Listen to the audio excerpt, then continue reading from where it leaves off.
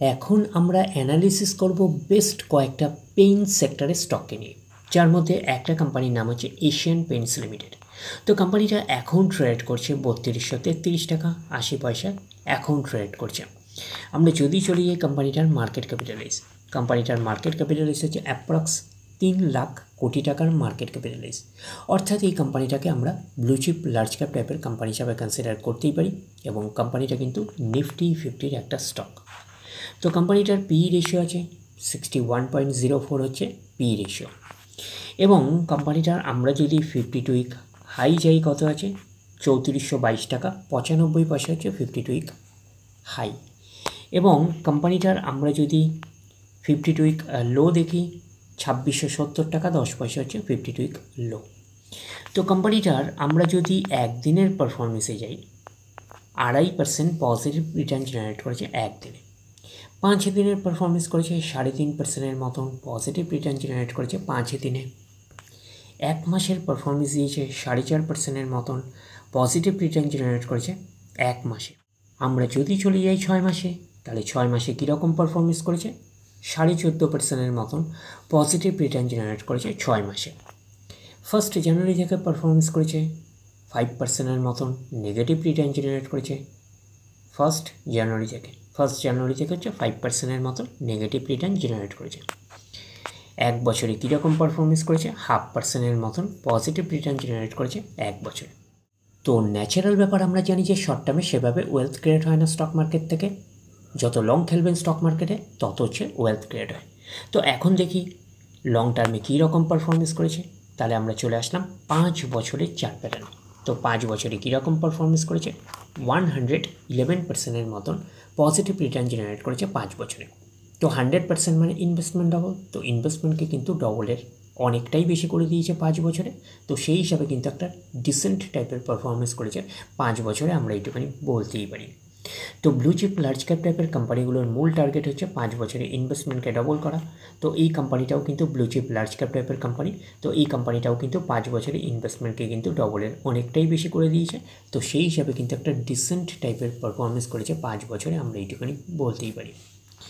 এইবারে আমরা চলে যাব কোম্পানিটার ম্যাক্সিমাম চার্ট প্যাটার্নে।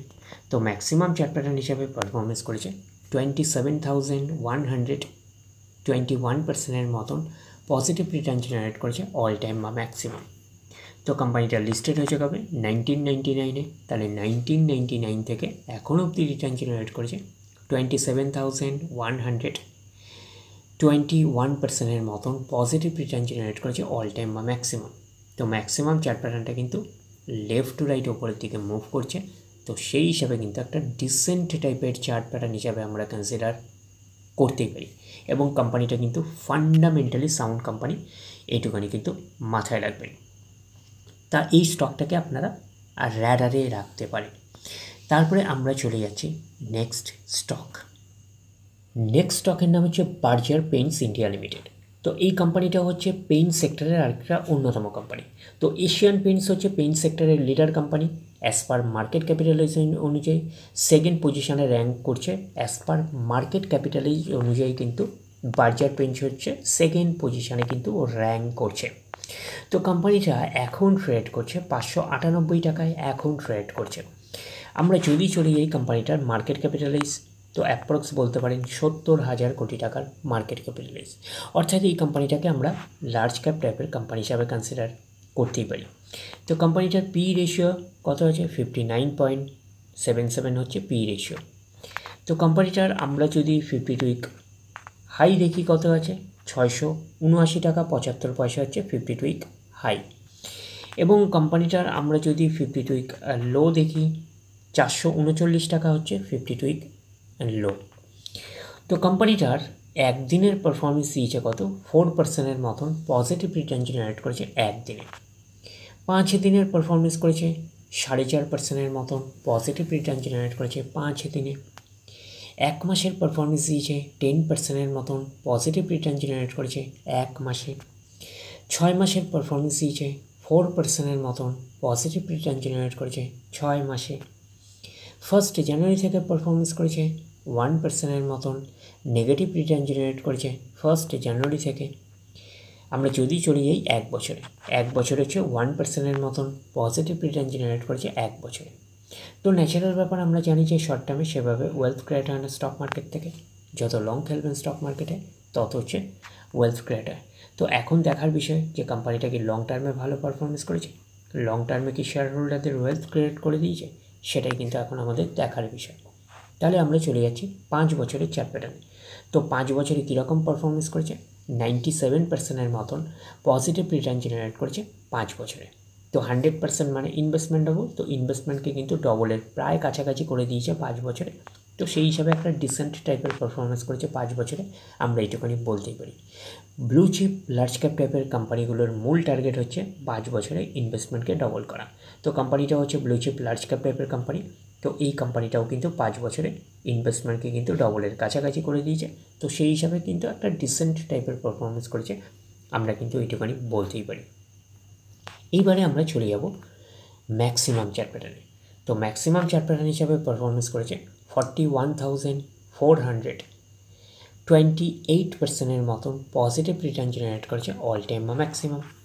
তো কোম্পানিটা লিস্টেড হয়েছে কবে, 1999-এ।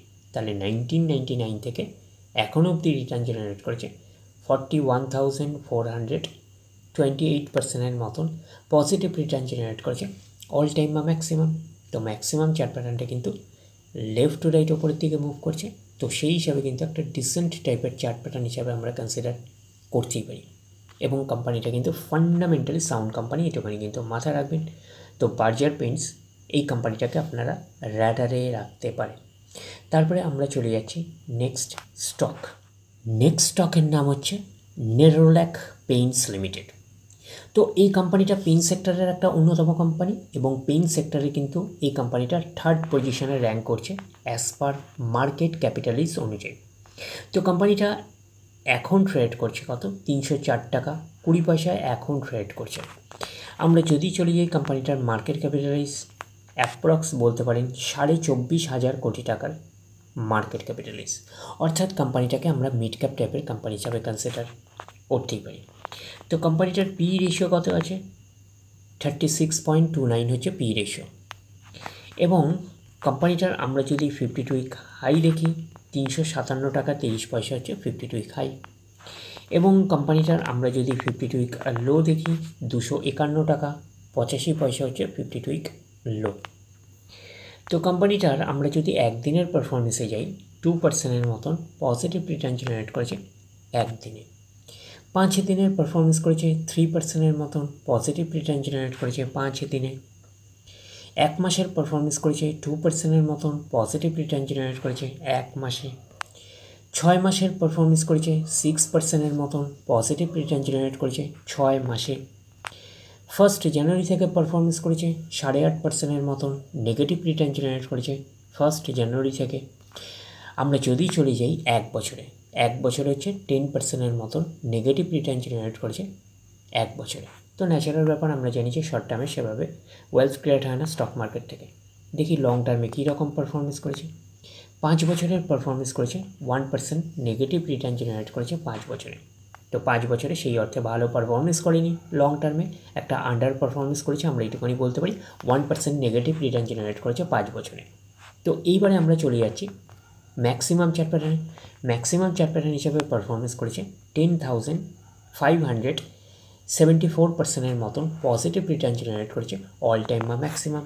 তো কোম্পানিটা লিস্টেড হয়েছে 1999-এ। তাহলে 1999 থেকে এখন অবধি রিটার্ন জেনারেট করেছে 10,574%-এর মতন পজিটিভ রিটার্ন জেনারেট করেছে অল টাইম বা ম্যাক্সিমাম। তো ম্যাক্সিমাম চার্ট প্যাটার্নটা কিন্তু লেফট টু রাইট ওপরের দিকে মুভ করছে। তো সেই হিসাবে কিন্তু একটা ডিসেন্ট টাইপের পারফরমেন্স করেছে, আমরা এইটুকুনি বলতে পারি। বা ডিসেন্ট টাইপের একটা চার্ট প্যাটার্ন হিসেবেও আমরা কনসিডার করতে পারি নেরোল্যাক পেইন্টস লিমিটেড এই কোম্পানিটাকে। তো ওভারঅল আমরা বেস্ট 3টে পেইন্ট স্টককে নিয়ে অ্যানালিসিস করলাম।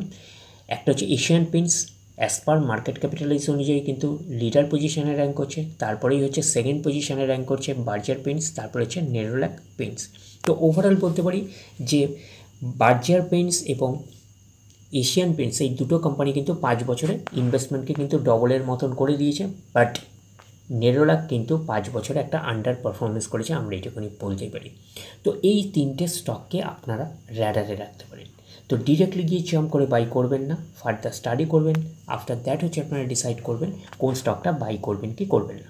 তাহলে এই অবধি, নেক্সট ভিডিওতে আবার আপনাদের সাথে আমার দেখা হচ্ছে। ধন্যবাদ।